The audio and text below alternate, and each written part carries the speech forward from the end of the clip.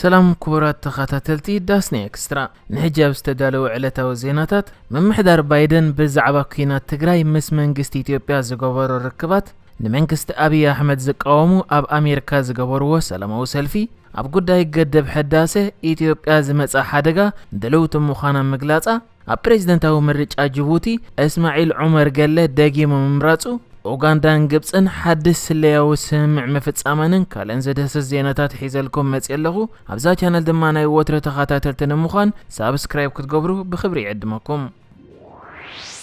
ابز حلفه قربا معتات حبرات منغستات امريكا نتياب تግራይ بسنك كوينات زورد قلولاو نمردا بمنغدي USA داب زوهاب رديت زوعل توسخي 152 مليون دولار كم زهبت زتغلص خوينو وهاب قال منستر وصاي غدايات امريكا زخونه نت برايس كا نزن كالنا ملكيتو مس ጋዜጠኛታት اب زغبر ركب بريزيدنت حبرات منغستات امريكا زخونه جو بايدن نغداي تግራይ بقربا يكاتاتلو خمزل غليصو اتو وهاب قال اب مغلصيو ممحدار جو بايدن اب قلولو تግራይ بزملكت مز تفلالي لعلو وسب سلطان ኢትዮጵያ بقاتታ ركب مكيادون بمحبر اما خاري هاغراو دحنت جيك سوليفان مس مكتل قدامي منستر ኢትዮጵያ دمቀ መኮነን منستر ጉዳያት ወጻይ አሜሪካ አንቶኒ ብሊንከን مس قدامي منستر ابي سنتر كريس كونس ناي بريزيدنت امريكا بايدن ملخت حيزو ناب ኢትዮጵያ مغعزون بزرزر اب كلهم ركبات كا ملختات حبرات منغستات امريكا نصرات كم زنبري تزاريبو كابز قصيلو اتوهاب قال قدماي منستر ኢትዮጵያን መንግስቱን ንخبدت ጻውዒት حبرات منغستات امريكا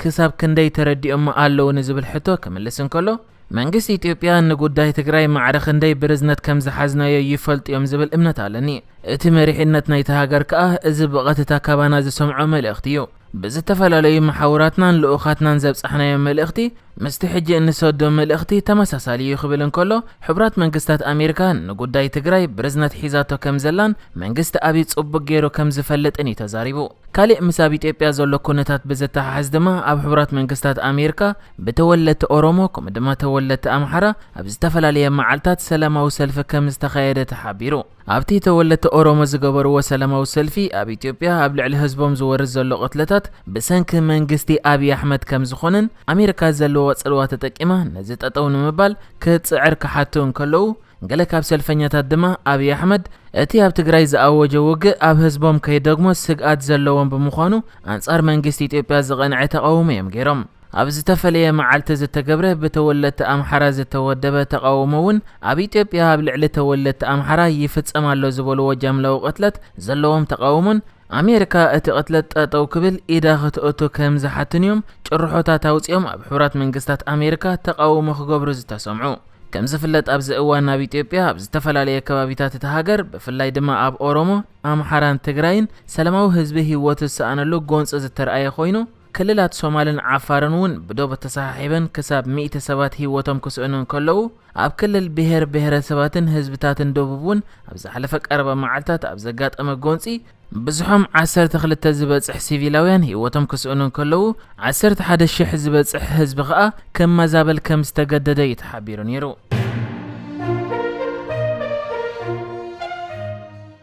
መንግስት ኢትዮጵያ ኣብ ጉዳይ ገድብ ሕዳሴ ካብተን ቀንዲን ኻልኣይ ገጽ መምላእቲ ግድብ ኣብ ምቅዋም ዘለዋ በዘይ ስምምዕ ክፍጸም የብሉን ዝብላን ግብጽን ሱዳንን ክመጾ ዝኽእል ዝኾነ ይኹን ሓደጋ ክብድሆድሉ ከም ዘሎ ኣፍሊጡ ሓንቲ ዘታይ ምስትበሃል ማዕከን ዜና ጸብጺባቶ ከም ዘላ ኸኣ መንግስት ኢትዮጵያ ነቲ በኣስታት 5 ቢልዮን ዶላር ኣብ ምህናጹ ዝርከብ ግድብ ሕዳሴ ዝምልከት ምስ መንግስታት ሱዳንን ኢትዮጵያን ክሳብ ሕጂ ኣብ ስምምዕ ዘይበጽሖ ዘሎ ኮይኑ በተን ሃገራት ዝቐርብ ዘሎ ብጀካ ሕብረት ኣፍሪቃ ካልኦት ተወሰኽቲ ሸምገልቲ ንእቱ ዝብል ሓሳብ ከኣ ክሳብ ሕጂ ይነጽጎ ከም ዘላ ሓቢራ كم ذكر أبز حلف السمون أب كينشاسا كونغو زتخيده سلساو زت زن هاجرات بزي فرد حرمز الزامو قبس أن سودان هاجراو ربحتات النمحلاو كل أمارات إتات كفوت كم زخانين مجلس إتات كوت أتانيهن كالي مز قداي قدب حداسة بزتحاز دما منستر وصاي قداي السودان زخانات مريم صادق المهدي مجازت أنياتات أبز قرب اللحتو وتهدراو السقومتي كما مرات كمي ترئيون زبل حتو كتملسن كلا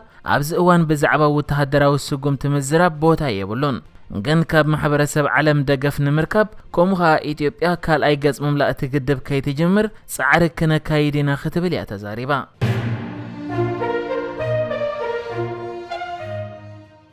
ካብ ዓመተ 1999 ጀሚሩ ንሃገረ ጅቡቲ ፕሬዝዳንት ኮይኑ ክመርሓ ዝጸንሐ ፕሬዝዳንት እስማዒል ዑመር ገለ ሕጂ እውን ንሓምሻይ ግዜ ፕሬዝዳንት ተሃገር ኮይኑ ክቕጽል ኣብ ፕሬዝዳንታዊ ምርጫ ተሃገር ተዓዊቱ ከም ዘሎ ተሓቢሩ። እዚ ንጅቡቲ ንልዕሊ 20 ዓመታት ዝመርሐ ፕሬዝዳንት ኣብቲ ሕጂ ዝተኻየደ ምርጫ ካብቲ ዝተዋህበ ድምጽታት 98.58 ሚእታዊት ድምጽታት ረኺቡ ከም ዝተዓወተ ክሕብር እንከሎ ካብ ሙሉእ ህዝቢ ተሃገር ከዓ 89 ሚእታዊት ኣብቲ ምርጫ ከም ዝተሳተፈ ተገሊጹ። ኣብ ዓመተ 1947 ኣብ ድሬዳዋ ኢትዮጵያ ዝተወለደ ፕሬዝዳንት እስማዒል ዑመር ገለ ድሕርቲ ቀዳማይ ፕሬዝዳንት ጅቡቲ ብምዃን ካብ ዓመተ 1977 ክሳብ ዓመተ 1999 ዝመርሐ ኣኩኡ ከም ፕሬዝዳንት ተሃገር ኮይኑ ከገልግል ዝጸንሐ ኮይኑ ሕጂ ከዓ ንሓምሻይ ግዜ ተመሪጹ ንዝቕጽል 5 ዓመታት ከም ፕሬዝዳንት ኮይኑ ክቕጽል እዩ።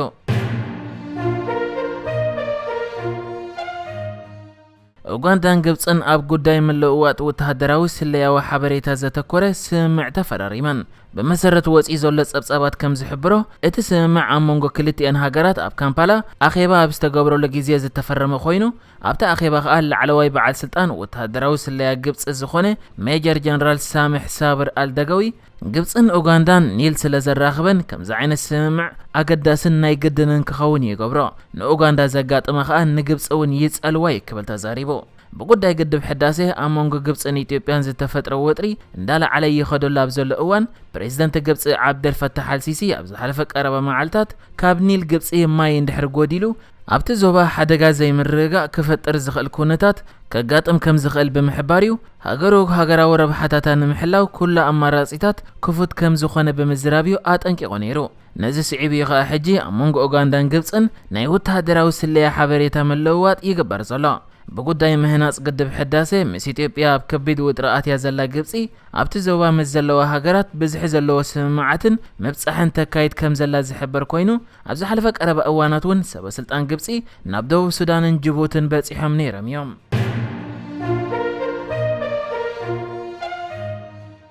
ውድብ ጥዕና ዓለም ኣብ ዝርግሐ ክታበት ኮሮና ኣብ መንጎ ሃብታማትን ደኻታትን ሃገራት ዘሰንበድ ዘይምምጥጣን ከም ዝተረኣየ ብምግላጽ ክነቅፍ እንከሎ እቲ ክታበት ኣብ ነፍሲ ወከፍ ሃገር ናይ ምቕራብ ሸቶ ከም ዘይተዓወተ እውን ገሊጹ። ዳይሬክተር ውድብ ጥዕና ዓለም ዶክተር ቴድሮስ አድሓኖም ኣብ ዝሃቦ ጋዜጣዊ መግለጺ ኣብ ዓለም ለኻዊ ዝርግሐ እቶም ክታበታት ገና ዘሰንበድ ዘይምምጥጣን ኣሎ ክብል እንከሎ በማእከላይ ገምገማ ሃብታማት ሃገራት ሓደ ካብ 4 ሰባት ነቲ ክታበት ወሲዶም ኣለዉ። ኣብ ድኻታት ሃገራት ግና ሓደ ካብ 500 እዩ። ገለ ሃገራትን ኩባንያታትን ድማ ንፖለቲካውን ቆጠባውን ረብሓታት ነናቶም ክልተኣዊ ናይ ክታበት ልክስን ምግባር ወጢኖም እዚ ክልተኣዊ ስምምዓት ከዓ ንዘይ ምዕሩይነት ዝርግሐ እቲ ክታበት ዘጋድድ ምዃኑ ይገሊጹ።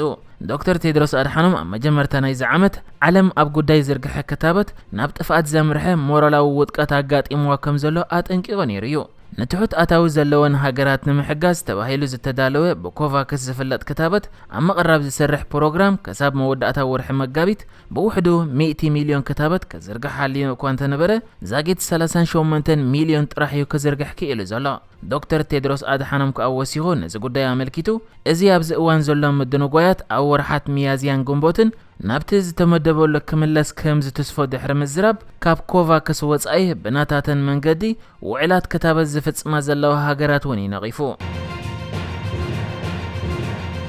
ንሕጂ ዝተዳለወ ዜናታት እዚ ነይሩ። ብካልእ ክሳብ ንራኸብ ሰላም ንዓኹም።